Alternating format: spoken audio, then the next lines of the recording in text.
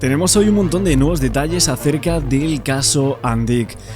Ha salido un comunicado de prensa por parte del Instituto del Campo Freudiano en torno al psicoanálisis. Lo tenemos aquí, a ver si os lo puedo concretar. Sería este comunicado de prensa el 23 de julio de 2026. La Escuela de Psicoanálisis Pública emite un comunicado firmado por su presidente en relación con las informaciones periodísticas sobre el denominado caso Andic. Aseguran que jamás realizan terapias de confrontación, terapias por completo contrarias a los principios del psicoanálisis y aseguran que comparten un comunicado en el cual están completamente en contra de lo que sería el psicoanálisis presuntamente efectuado por la señora Julia Luderwohl a Isaac Andic y Jonathan Andic, tanto padre como hijo. Aparte de todo esto, del ICF de Alicante, tenemos que hablar de la defensa de Jonathan Andic. Obviamente no tenemos acusación y por lo tanto tenemos lo que es ese testigo que va en contra de los intereses de la defensa del hijo de Isaac Andic, por el cual ahora mismo estamos en este caso, un caso de un presunto accidente como se cerró en un inicio y que ahora se investiga como un presunto homicidio planificado. ¿Qué sucedió en el día de ayer? Pues que salió Jonathan Andic a dar unas declaraciones a los medios de comunicación, a Servimedia y a La Vanguardia y otros medios de Cataluña, básicamente diciendo que lo que comentó esa testigo protegida, que lo que dijo esa testigo protegida hasta este momento pues no era real del todo, que sí que acudió con ella a hacer esa ruta, pero que ni siquiera era para él y para su padre, o sea que era para una sobrina suya. Anteriormente se había dicho que no iba a ser ni siquiera él, que era para otros clientes. Ni siquiera menciona una sobrina, para otros clientes, lo cual no sabemos cuál es la realidad de esa visita con esa señora que era contratada por la propia terapeuta que ya está siendo investigada.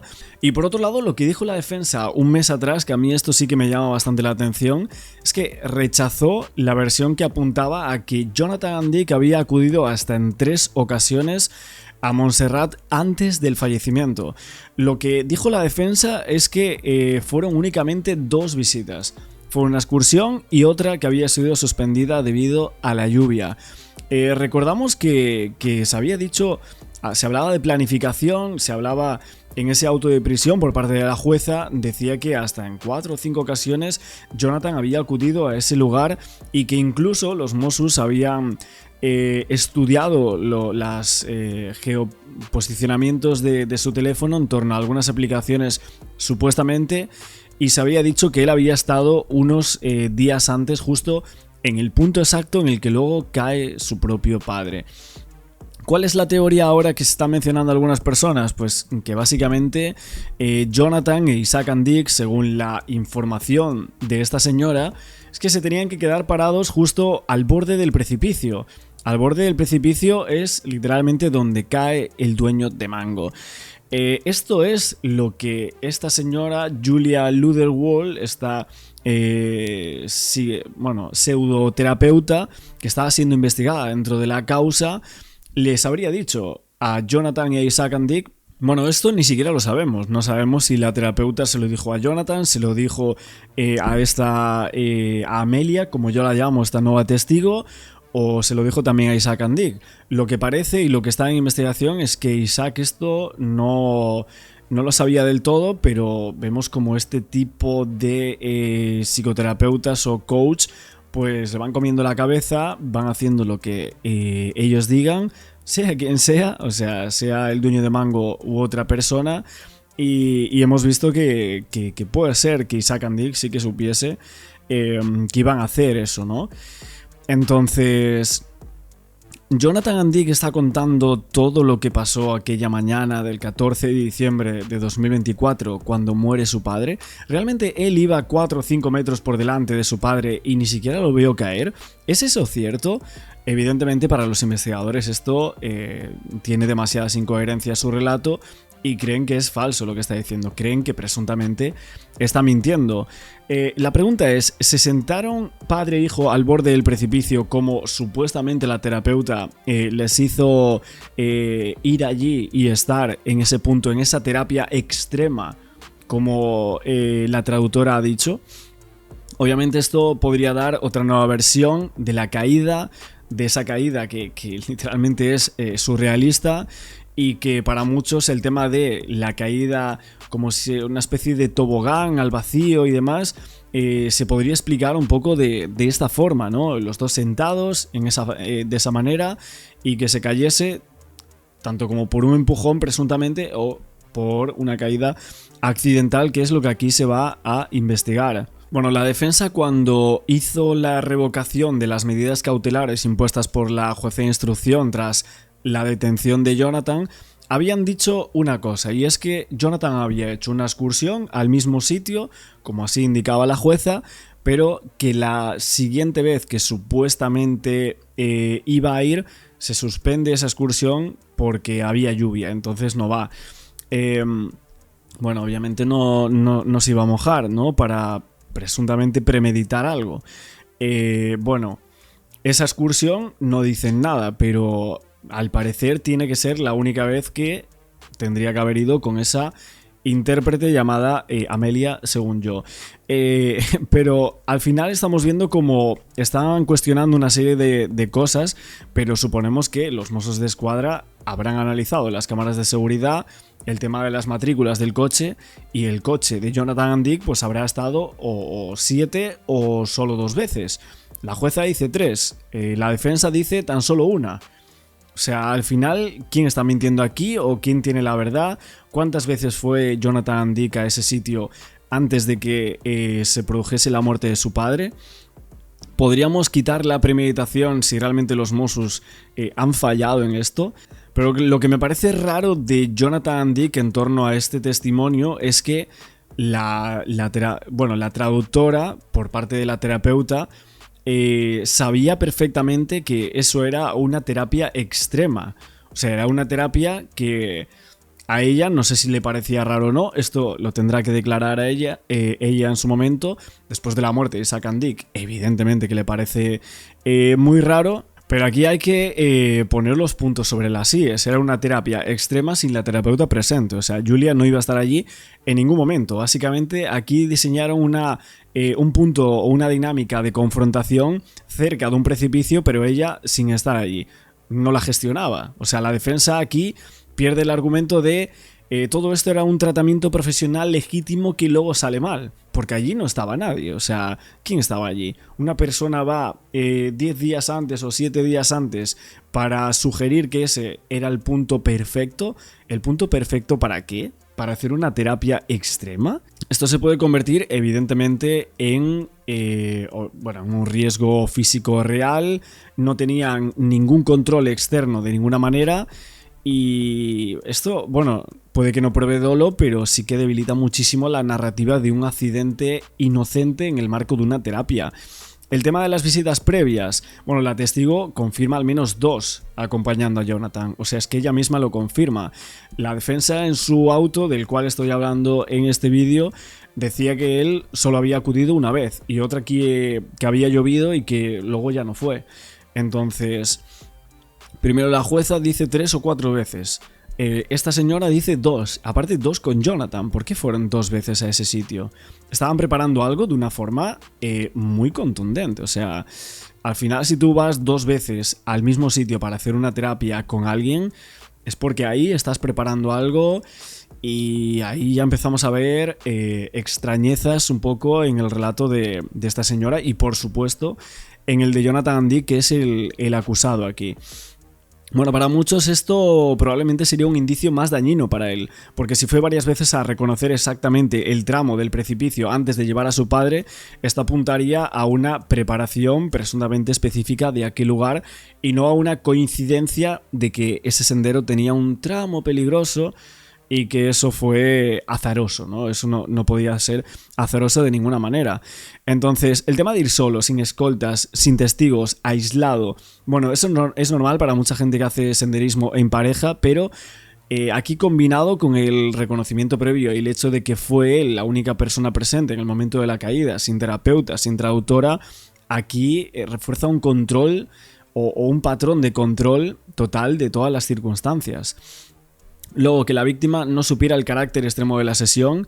Esto vamos a ver si realmente es cierto o no, con los testimonios que haya, si había un proceso pactado entre padre e hijo con apoyo profesional, que es algo que parece que sí que está diseñado, y el padre, pues no sé si estuvo de acuerdo o no, si hay algún mensaje en el cual veamos un acuerdo por parte de Isaac and Dick.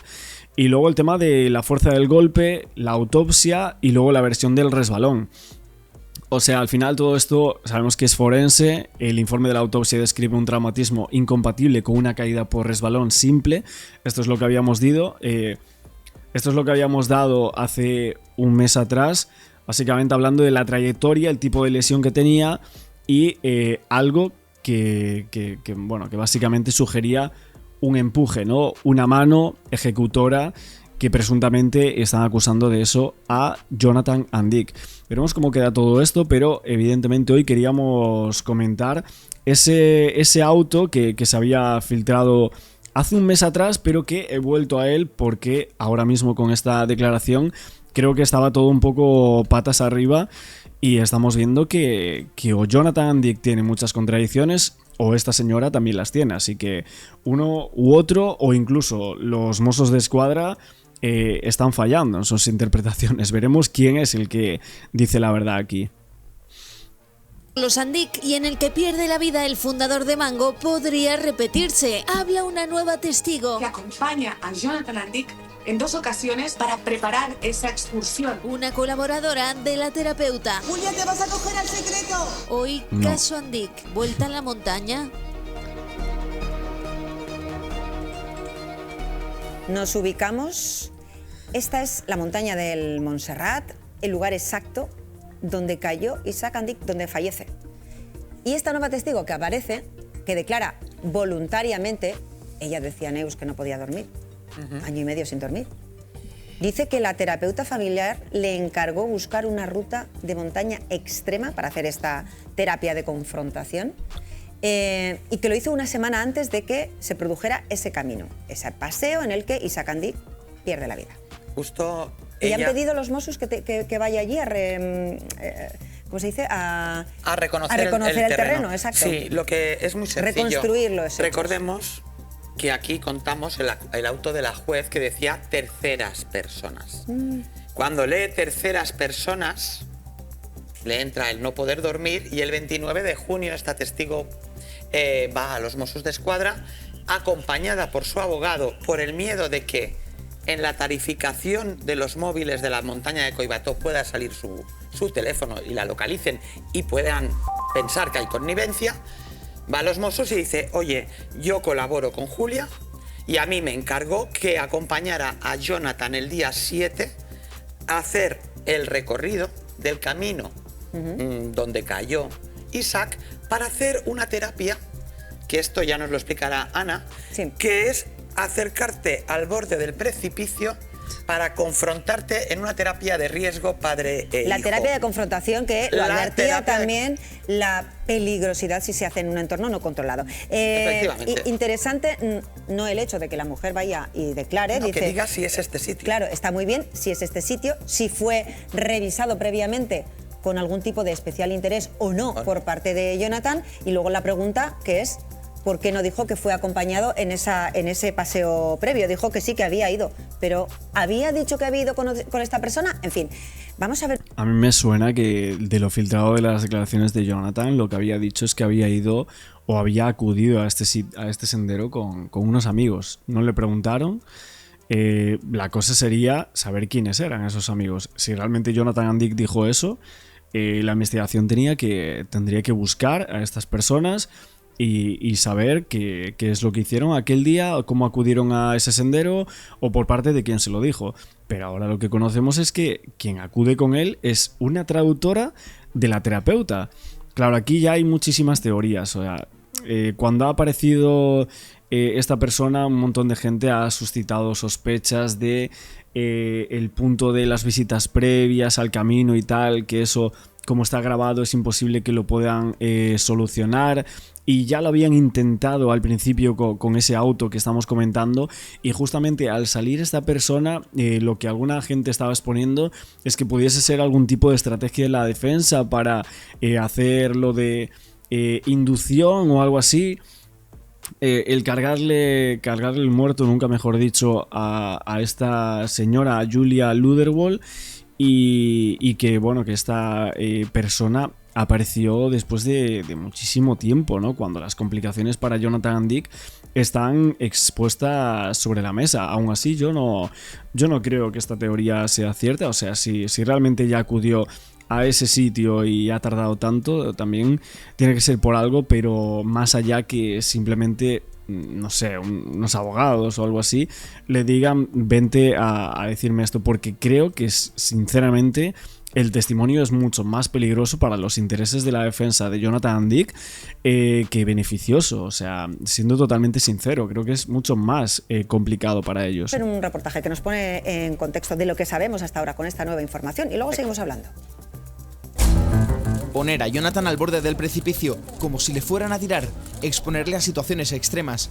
Ese era el objetivo, así lo ha declarado la nueva testigo, la colaboradora de Julia, la terapeuta familiar de los Andic. Y ella lo que llega a explicar es que acompaña a Jonathan Andic en 2 ocasiones a la ruta de Collbató, a Montserrat, para preparar esa excursión. Un testimonio ante los Mossos que ha dado un giro radical a la investigación. Esta terapeuta creo que está jugando un poco a confundir los términos. Yo esto lo llamaría terapia invasiva o terapia intrusiva más que otra cosa. La colaboradora de Julia ha declarado que fue ella quien buscó la ruta del Camí de les Freixades, en Montserrat. Esa excursión formaba parte de una terapia basada en situaciones de fuerte confrontación emocional, que incluía llevar a padre e hijo a un entorno de riesgo para afrontar sus conflictos familiares. Esta declaración es importante porque contradice la versión mantenida hasta ahora de Jonathan Andic sobre cómo conoció la ruta. Los Mossos incluirán esta declaración al atestado y lo remitirán al juzgado de Martorell. La jueza será la encargada de decidir qué valor probatorio tiene este testimonio y se acuerdan nuevas diligencias.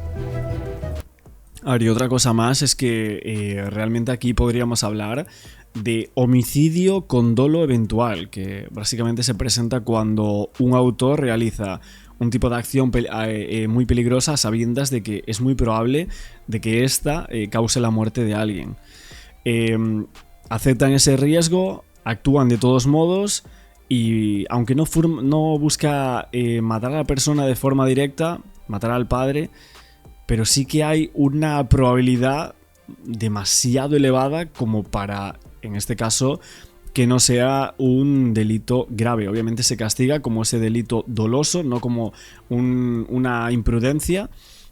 Básicamente ahí vemos que el autor sabe de esa conducta, crea ese peligro severo, elevado para la vida de otra persona, en este caso para el señor Andic, y aunque no desea la muerte directamente, o sí, se conforma con ella o tolera que ocurra con tal de realizar esa acción. Básicamente aquí hay una diferencia con la culpa consciente. O sea, en la culpa consciente el autor confía en que el daño no va a pasar, mientras que en el dolo eventual al sujeto le resulta indiferente y el resultado, y ahí asume ese peligro, como parece que aquí ha sucedido de esta manera. No sé si encajaría de esta forma el tema del dolo eventual, y el tema de las consecuencias básicamente irían en el Código Penal, que lo castiga igual que un homicidio intencionado, con penas que van de 14 a 15 años de prisión. Son incrementadas también por la agravante de parentesco, que en este caso lo habría. De probarse que el hijo asumió o menospreció ese peligro mortal inminente que podría haber en torno a su padre Isaac Andic, pues Jonathan podría llegar a tener esa pena de entre 10 a 15 años con el dolo de parentesco. Y todo mientras se trata de esclarecer si la muerte de Isaac Andic fue un homicidio o un accidente.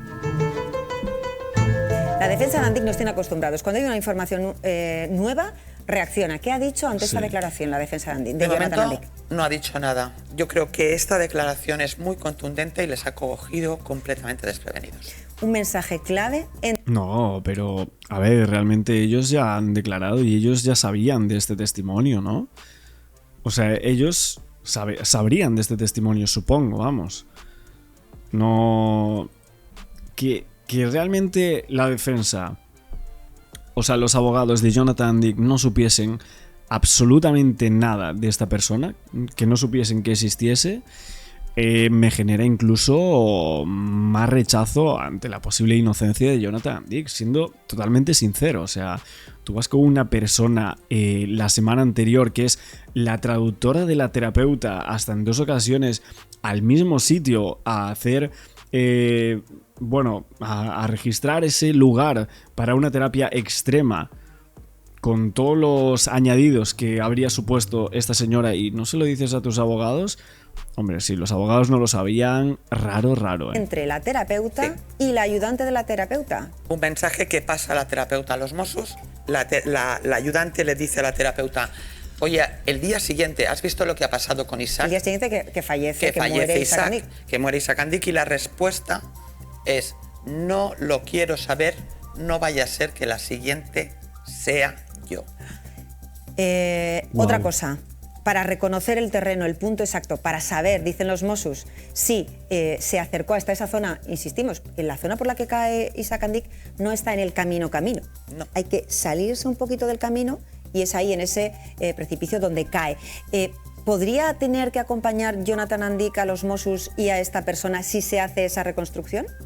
Hay 2 reconstrucciones, esta con esta persona para reconocer la ubicación, y la segunda que ya está y que se va a hacer en septiembre, lo más seguro, que es con la defensa, Jonathan, los Mossos y todo el equipo de médicos que hizo la autopsia volverán al sitio para ver punto por punto cómo cae Isaac Andic y cómo se corresponde a las lesiones de la autopsia. Y aquí, cuando eso se haga, también os lo contaremos. Gracias, Neus. Pero me tengo que ir 11:35 hasta la redacción.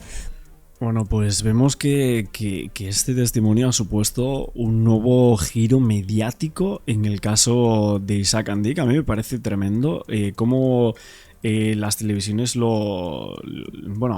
han cambiado todo, un poco su programación, porque no se esperaba que aún prácticamente en agosto, que estamos ya, se siguiese con este caso, pero obviamente esta declaración filtrada, que ya algunos periodistas seguramente lo tuviesen en mano, esta situación, ¿no? del caso Andic, pero lo desconocíamos por completo. No sabíamos que había una declaración tan insólita, un giro, ¿no? Tan insólito de lo que es la muerte de Isaac Andic, y vamos a fijarnos en que ya todas las prácticas que habíamos comentado, esas sesiones organizadas por Julia Ludwig, reavivaron todo el interés, ¿no? Del caso Andic, pero ir conociendo un poquito más de estas terapias creo que fue lo que reavivó el caso, pero obviamente la declaración de Amelia, de esta nueva testigo, sobre esas sesiones de montaña organizadas por la terapeuta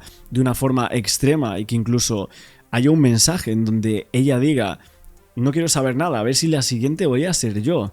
¿La siguiente en qué? La siguiente en caer, porque estaba preguntando por el caso Andic, ¿no? Entonces, ¿cómo es posible esta terapeuta que diga esto? ¿Se estaba exculpando en ese mensaje de algo que presuntamente pudo haber hecho? Pero ¿qué es lo que hizo ella? ¿Qué es en lo que tiene que ver dentro de este caso? Porque parece que todo gira en torno a ella y esas prácticas sectarias a las cuales estaban inducidos tanto Jonathan como Isaac Andic. También, claro, he visto todos vuestros comentarios, todas las preguntas incógnitas que tenéis acerca del caso Andic. Es normal, al final todos los testimonios que ha habido, también los informes que por aquí hemos detallado prácticamente punto por punto, todo lo que se ha filtrado. Y bueno, lo que yo os digo, lo de iba por delante, pierde el teléfono móvil justo en un momento exacto. El hijo va varias veces a ojear ese terreno, ahora se sabe que era con una traductora, escribe mensajes incluso hablando de la muerte del padre, y finalmente sabemos que fallece de una forma trágica, pero también extraña. O sea, al final todo el contexto del caso es raro de por sí. Al final, sabiendo, ¿no?, lo que ha pasado, que no sé si vamos a conocer la verdad, no sabemos si Jonathan Andic va a confesar algo nuevo, algo novedoso en torno a la muerte de su padre, o va a seguir en la misma retórica que contó ante los Mossos de Escuadra o va a cambiar en un hipotético juicio próximo, pero obviamente todas estas cosas, que cada dato nuevo que se sabe se va liando cada vez más el caso. Y para muchos de nosotros, pues claro, nos quedan un montón de incógnitas que refrendan un poco las dudas que maneja tanto la investigación policial como la justicia al día de hoy, ¿no? Aquí lo vemos, esta nueva testigo que asegura que ese paseo en la montaña de Jonathan e Isaac Andic fue recomendado por su terapeuta y que ella era la persona que tenía que conseguir un sitio para esa terapia extrema, ¿no? De la cual hablamos estos días. Vamos a ver lo que dice también la criminóloga y abogada Concha Calleja. Vamos a ver qué nos cuenta por aquí acerca de todo esto, que para muchos vemos como que todo esto es muy raro, ¿no? Ojito. Y es que el camino donde murió Isaac no lo eligió Isaac. Tampoco lo eligió su hijo, lo eligió una intérprete británica, que no es la psicóloga, es la traductora. Ajá. La contrataba la terapeuta de la familia. Y a la terapeuta, atención, que la había metido en esa casa la pareja de Isaac. ¿Para qué contrataban a esa mujer? Pues para hablar inglés paseando, para buscar excursiones a medida de cada paciente, hasta pues que se le encargó otra cosa, una ruta extrema con barranco incluido, para poner a padre e hijo pues al límite. Ella eligió el camino de las Freixadas y el 7 de diciembre del 24 lo recorrió junto a Jonathan para enseñárselo, y 7 días después el padre cayó justo por ahí. Ahora se ha presentado sola en los Mossos, voluntaria, con mensajes, con audios y con su móvil encima de la mesa. Dice que a ella, pues que callárselo no la dejaba dormir. Y fue un día... Bueno, no la dejaba o pensaba, aquí se ha cometido un homicidio y yo puedo llegar a ser cómplice. En un momento dado, aquí van a cantar la Traviata, van a decir que yo fui la persona que les ayudó a conseguir justo ese escenario del cual se está hablando de planificación en torno a él, y a mí aquí me va a meter un embolado gigante. O sea, esta señora se abrió contra las cuerdas prácticamente. Vemos aquí esta terapeuta, luego la intérprete que elige una ruta prácticamente de la muerte y que todo suena rarísimo en torno a ella, ¿no? Antes de que la terapeuta declarara ante la jueza, curioso. Pero lo que a mí me tiene dándole vueltas es esto.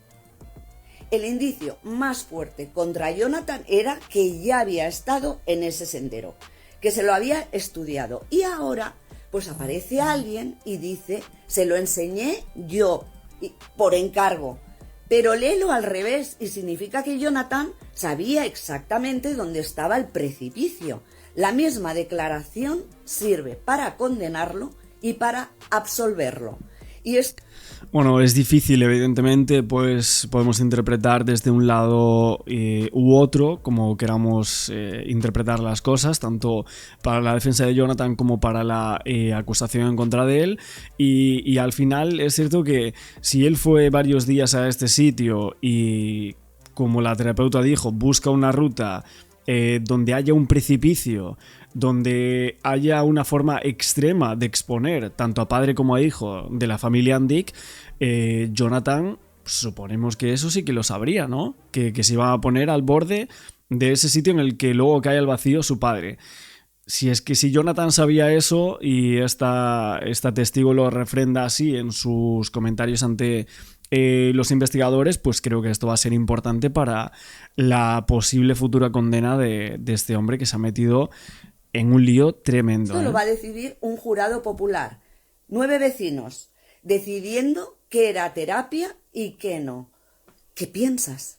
A ver, novedades en el caso Andic. Bueno, aquí lo que hace Concha Calleja es un poco el resumen de esta noticia, pero también preguntar a la audiencia si ven conveniente el tema de que haya un juicio popular, ¿no? A mucha gente no le gusta mucho eso de que una cosa así que no se debería decidir, ante un jurado popular.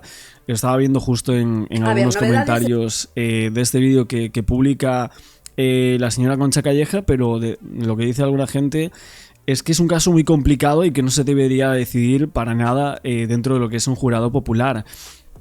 Bueno, sabemos cómo son este tipo de cuestiones. Al final, si se celebra ese juicio, que suponemos que sí, y aparte con este testimonio que expone incluso más la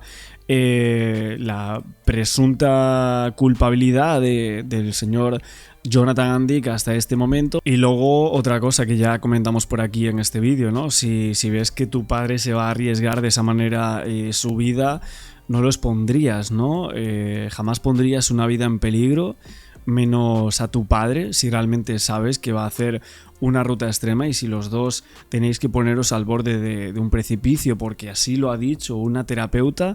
Es como que realmente tendrías que tener la cabeza muy comida en torno a una persona que te está dando una serie de consejos para elevar de mejor manera la relación personal entre tú y tu padre. Tendría que estar la cosa muy comida, ¿no? Es la interpretación que podemos sacar en torno a una posible exculpación de Jonathan Andick de toda la culpa porque la defensa maneje un escenario plausible en el cual puedan llegar a decir, entre varias personas que trabajaban para Julia, para Ana María Julia, pues básicamente decidieron un plan para acabar con la vida de este señor por el tema del dinero y le fueron comiendo la cabeza a Jonathan Andick para llevarlo a ese precipicio diciéndole que allí no iba a pasar nada, simplemente los iban a exponer al límite en un momento tal, pero que luego iban a bajar y que todo iba a seguir la vida como estaba hasta ese momento. Veremos en qué queda todo eso y la defensa que interpreta de toda esta nueva acusación en contra del hijo del dueño de Mango. Bueno, Andick, un fin de semana más. Un fin de semana más, Andick, sí, y lo que nos quedará por delante. Bueno, hemos sabido esta semana que la jueza de instrucción del juzgado de instrucción número 5 de Martorell, Raquel Nieto, ha hecho caso a la petición de la Fiscalía que pedía una ampliación de la fase testifical en el caso. Y en este caso la sorpresa es que las citadas a declarar son 3 personas muy vinculadas al fallecido, a Isaac Andick, al fundador de Mango. Son la que popularmente conocemos como su viuda, que nunca llegaron a formalizar matrimonio, Estefanía Nut, y las 2 hijas hermanas del investigado, de Jonathan Andick. Hablamos de Judith y Sara Andick. Son fruto, ellas 2 y su hermano Jonathan, del matrimonio primigenio que tuvo Isaac Andick con Neurreich, una mujer catalana, la mujer con la que asistió a la creación de Mango, que la apoyó en los primeros años de la construcción de este gigante textil. Veremos a ver si es interesante o no lo que declaran, porque yo creo que la Fiscalía y la jueza a petición de esta instancia lo que van a pretender es un poco conocer cuál era el estado de cuestión de las relaciones familiares en el momento en que se produjo la caída mortal del señor Andick. Bueno, Estefanía Nut, sabemos que ella llega a la vida de Andick en 2018. Sabemos que ella al principio tuvo muy mala relación con los hijos de Andick.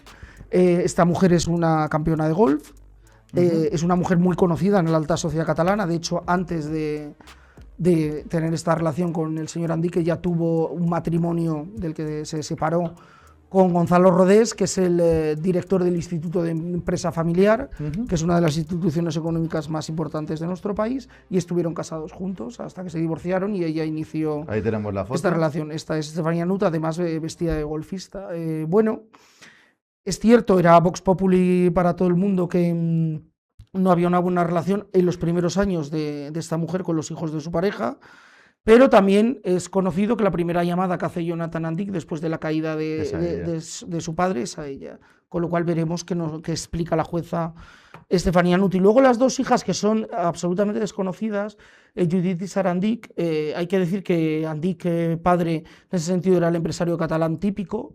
Él entendía que solo había un heredero, l'hereu, como dicen los catalanes, y era el chico, claro, no podía ser una de las chicas. Como las monarquías, ¿no? Sí, tenían un poco esa forma de entender la vida y la empresa, un poco anticuada, que luego se les vino en contra, porque parte de la mala relación de los Andick padre e hijo viene cuando Andick toma el poder en Mango bajo la sombra del padre, porque el padre quería una transición controlada dentro de Mango y aquello fue un despropósito y las deudas se acumularon durante años y bueno, acabó decapitando empresarialmente a su hijo y ese es el germen un poco de la pésima relación entre los Andic. Las dos hijas, como digo, no han tenido ese papel importante en el mundo empresarial, pero sí que Judith sí que forma parte del staff de control de Mango. Y ambas, a pesar de esta historia, sí que bueno, han estado dignas hijas de su familia al fin y al cabo, sí que han estado interesadas por el mundo económico. Judith dirige Pitaya Capital, que es una empresa para canalizar inversiones. Bueno, parte de las inversiones familiares han capitalizado a través de ahí. Y Sara lleva Kiwi Capital, que también es una gestora de inversiones de capital y bastante importante y bastante conocida en ámbitos del poder económico catalán. Estas tres mujeres van a ir a declarar. Hay que decir que de las dos hermanas Andic apenas hay imágenes de ellas en público en algún acto familiar que haya trascendido para la prensa, con lo cual veremos qué nos cuentan, pero sobre todo yo creo que el interés, sobre todo para los medios, va a estar en Estefanía Nut, porque a nadie se le escapa que bueno, Isaac Andic tuvo una vida sentimental con muchos nombres, aparte de su mujer, de Neurreitz, de la que ya hemos hablado, pues bueno, tuvo una relación mucho tiempo, por ejemplo, con Cristina Valls-Taberner, la hija del fundador del Banco Popular, una de las mujeres más conocidas de la jet set española. Hubo alguna relación más antes de Estefanía Nut y llegó Estefanía Nut y siempre daba la sensación de que era una relación bastante estable, que le llegó a los últimos años de vida a Andic, ya le pilló en un momento de un hombre mucho más maduro, mucho más mayor, mucho más tranquilo. Ella venía, como digo, venía del mismo círculo social que de él. Por eso os llamaba mucho la atención que con esta relación los hijos sí que tuvieran como presuntamente ciertos resquemores, y con otras, como por ejemplo, como la que ya he citado de Valls-Taberner, ¿no? Cuando, bueno, se movían todos en el mismo ámbito de la alta sociedad, quiero decir, no era una persona que estuviese haciendo una escalada social, para entendernos, dicho de manera fina. Más detalles de que nos está dejando el caso Andic. Bueno, pues aparte de estas testificales a las que asistiremos en los próximos días, hablamos de las líneas de investigación que la jueza Raquel Nieto está estableciendo. Se va a investigar el viaje de Jonathan Andic a Ecuador. Recordemos que esto es importantísimo porque él dice que el teléfono móvil, desde el que hace las llamadas el 14 de diciembre del 2024, se lo roban en Ecuador, en un viaje a Ecuador, y se está investigando ese viaje a este país de Centroamérica. Veremos qué información obtienen, ¿no? Por otro lado, también ha dado la orden la jueza de buscar a lo que algunos hemos llamado los dos senderistas fantasma. ¿Por qué es importante esto de los dos senderistas? Porque declara Jonathan Andic que después de precipitarse su padre, las llamadas, bla, bla, bla, ¿sí? Él se encuentra con dos senderistas y les cuenta lo que ha pasado. No están identificados estos senderistas y la jueza ha puesto, que esto es lo curioso, el caso de los senderistas perdidos en manos de la unidad de personas desaparecidas de la Policía Nacional. Recordemos que esta investigación la están llevando los Mossos. Entonces ahí hay una especie de, pues ya sabemos, ¿no? de choque de la unidad de desaparecidos, los Mossos, en fin. Vamos a ver en qué se gestiona, porque ya se está buscando a estas dos senderistas, en el caso de existir, como dos desaparecidos, y ha dicho la jueza, por favor, que se difunda, más que lo estamos difundiendo en los medios. Si estos dos señores ven en la prensa, que hablen, ¿no? que vengan al juzgado, que se presenten. Hombre, más claro que... Yo creo que la sensación que tiene la jueza, y esto es una interpretación mía porque no estoy en la cabeza de la magistrada... Pon la fecha, hora más o menos, lugar... Por si acaso alguien nos escucha de todo lo que es... bueno, 14 de diciembre de 2024, y la fecha, bueno, cuando se precipita el señor Andic, debe ser, creo recordar que eran las 12:28 o 12:30 del mediodía, con lo cual tiene que ser en los minutos posteriores. No lo sé, yo no estoy en la cabeza de la jueza, pero esto es opinión, es sensación mía de que yo creo que la jueza creo que tiene ciertas dudas de que existan directamente estas personas. Creo, y que por eso lo ha puesto en manos de la unidad de desaparecidos. No lo sé, pero de ser así, pues estaríamos en otro escenario todavía más enrevesado del que ya tenemos hasta ahora. Aparte del viaje a Ecuador, que no se nos olvide, se está investigando también la cuenta personal de Apple de Jonathan Andic, y la jueza está muy interesada en el WhatsApp web, en la aplicación de WhatsApp web. ¿Y qué diferencia tiene del WhatsApp normal? Pues que tú puedes enviar WhatsApps desde un ordenador sin tener un móvil, siempre y cuando esté conectada esté vinculada a la Pero cuenta. me refiero, todo lo que aparezca en WhatsApp web está en el WhatsApp del teléfono. Sí, pero si no hay teléfono, pero hay WhatsApp web. Ah, que no hay teléfono. Veremos a ver en qué acaba todo esto, porque recordemos que hubo un robo, presunto robo del teléfono, viaje a Ecuador, etcétera, etcétera. Yo creo que esta parte en concreto, mucho más que lo de los senderistas, esta parte es la que nos va a dar más interés. Algún mensaje ya, acuérdate que la semana pasada lo comentamos, algún mensaje ya se ha filtrado. Es la que se ha filtrado de manera muy descontextualizada. Por ejemplo, una frase que impactó mucho que dijo: siempre he sabido que querías matarme, que es una frase que presuntamente le envía Isaac Handik a su hijo Jonathan. Pero claro, no hay el contexto de lo que hay previo y de lo que hay posterior. Después, claro. ¿Cuántas veces hemos dicho en el contexto de una conversación: es que te mataría? Y no estás pensando ni mucho menos en cometer un homicidio. Veremos, pero esto promete que va a ser un Falcon Crest total a la española. O sea, vamos a asistir a como una de las familias más poderosas del mundo económico, pues inevitablemente ve expuesta parte de su realidad en un juzgado y de rebote en los medios.